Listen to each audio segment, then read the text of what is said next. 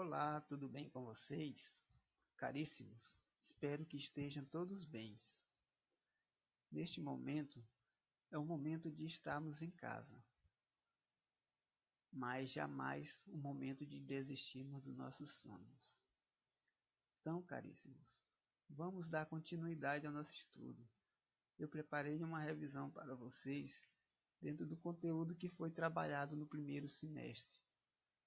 Vamos estudar os elementos de fixação e os elementos de apoio. E para fazer esta revisão, eu preparei alguns questionamentos para nos estudarmos. Então vamos lá. Primeiramente, o que são elementos de máquinas? Caríssimos, assim como na medicina, que a gente estuda os órgãos, a parte do corpo humano, dentro da mecânica também não é diferente também. Devemos conhecer os componentes da máquina.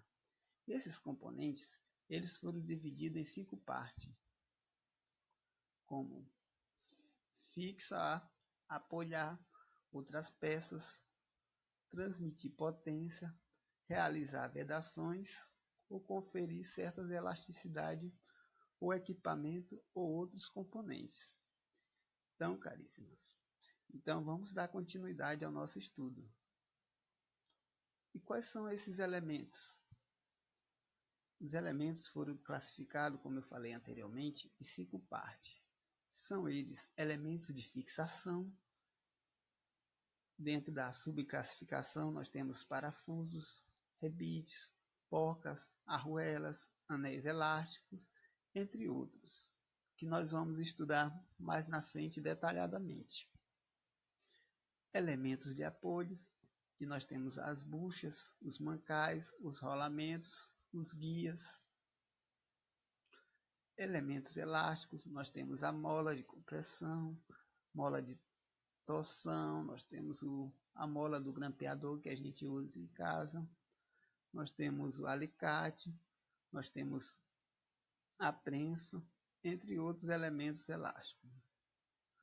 Elementos de transmissões, que nós temos a caixa de marcha do carro, a transmissão por potência, engrenagem e a transmissão por engrenagem.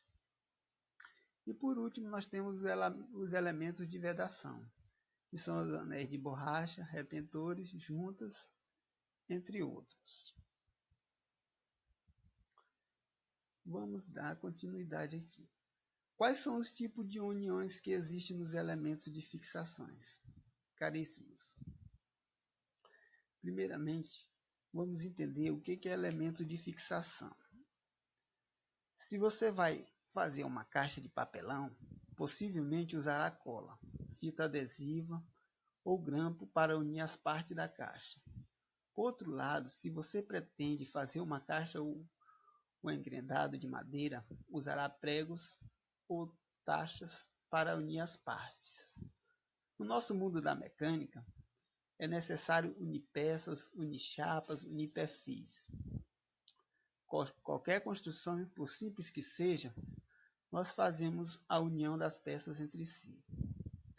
Entretanto, dentro da mecânica, esses elementos existem próprias uniões fixas, que nós chamamos também de elementos de fixação. E respondendo já a terceira pergunta aqui, existem 2 tipos de uniões: uniões fixas e uniões permanentes. As uniões permanentes são consideradas aquelas que dificilmente você precisa tirar. Já uniões móveis, essas uniões devemos ter cuidados, que são formados por conjuntos mecânicos, por peças. Então temos que ter maior cuidado. Quando formos dimensionar essas peças, devemos fazer o quê? Dentro do projeto, fazer os cálculos, dimensionamento para escolher o elemento de fixações correto.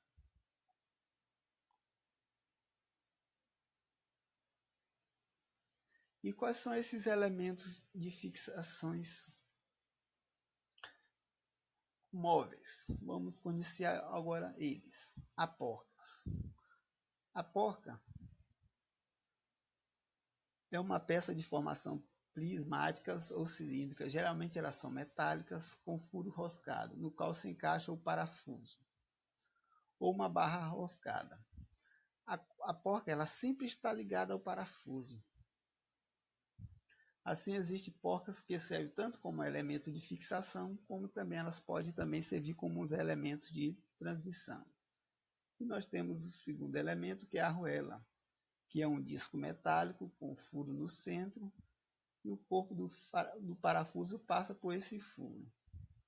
E nós temos também os parafusos, que são elementos também de fixações móveis e fáceis de retirar. O parafuso ele se divide em duas partes, que é a parte da cabeça e a parte do corpo. Além desses elementos de fixações móveis, nós também temos o anel elástico. O anel elástico ele é usado para impedir deslocamento de eixo. Serve tanto para posicionar ou limitar o movimento de uma peça que desliza sobre o eixo. Como nós vemos aqui na figura, nós temos aqui um anel elástico e bem aqui nós temos aqui o eixo. Além disso, nós também temos outros elementos também. Nós temos a cupilha, que é um arame de seção semicircular, dobrado, de modo a formar um corpo cilíndrico e uma cabeça.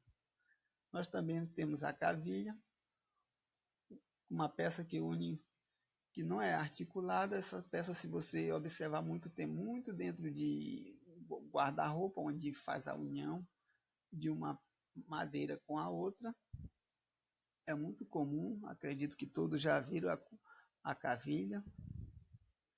E nós temos a chaveta, que tem um corpo em formas prismáticos, que pode ser de faces paralelas ou inclinadas, em função da grandeza de esforço e tipo de movimento que deve ser transmitido.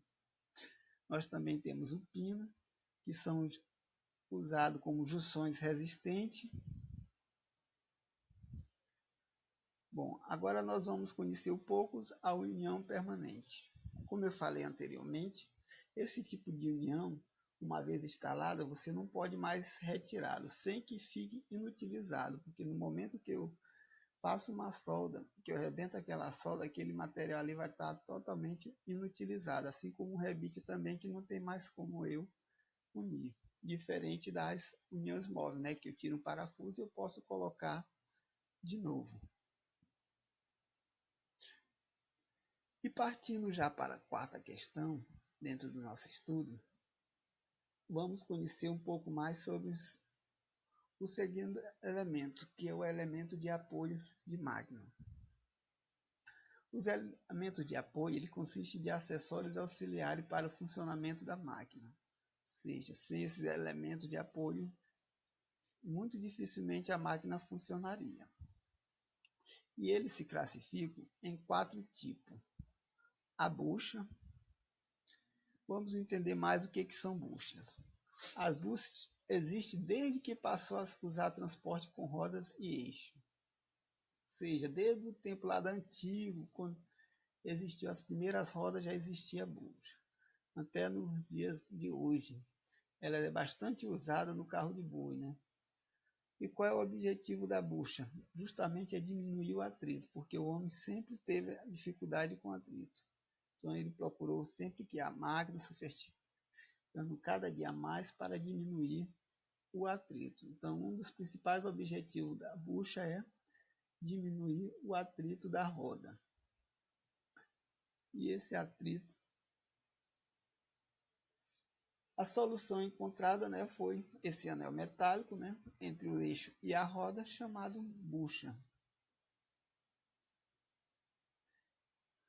E essas buchas também, elas são de formas cilíndricas e elas podem ser também cônica também. O tipo de material delas pode ser de cobre, de zinco, de chumbo, e ela deve ser um material mais duro do que o material que existe. Caríssimo, essas buchas tá no dia a dia que talvez você nunca percebeu em casa. No liquidificador, no espremedor de fruta, no ventilador, nos motores, na furadeira, na fixação de parafuso, automóveis, câmbios, freios, embreagem. Tudo isso nós se deparamos com a bucha no dia a dia. Assim como aqui temos essas figuras aqui no projeto de mesa mecânica, nós temos 4 buchas.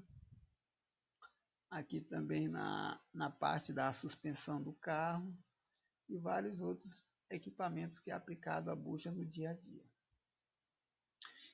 E o segundo elemento de apoio, nós temos os guias. Os guias são elementos de máquina que eles servem o quê? Para guiar a máquina para que ela o quê? Para que ela não perca o sentido, para que ela permaneça sempre reta. Então, essa é a função do guia, para ela continuar naquela trajetória. Como nós temos, por exemplo, na janela de vidro, onde tem aquele trilho que vai e volta. Se você observar, ela não desvia nem para a direita e nem para a esquerda. Isso é um dos exemplos. Como nós temos aqui na imagem também, o torno também, onde o carrinho do torno vai e volta. Nós temos aqui também uma máquina de elevação, que ele vai continuar no mesmo sentido aqui, horizontal. Vai e volta, ele não nem se desvia nem para a direita e nem para a esquerda. Além desse, nós temos o terceiro elemento, que é chamado de mancal. E o que vem ser o mancal? O mancal nada mais é do que um elemento para fixar o eixo, de modo a reduzir também o atrito, amortecer o choque e as vibrações. Eles se classificam em mancal de deslizamentos e mancais de rolamento. O mancal de deslizamento, eles são constituídos pelas buchas. Aquelas buchas que eu falei anteriormente, eles são geralmente constituídos. A diferença do mancal do deslizamento para o mancal de rolamento, quando eu quero menor velocidade e eu tenho menor rotação, eu utilizo o mancal de deslizamento.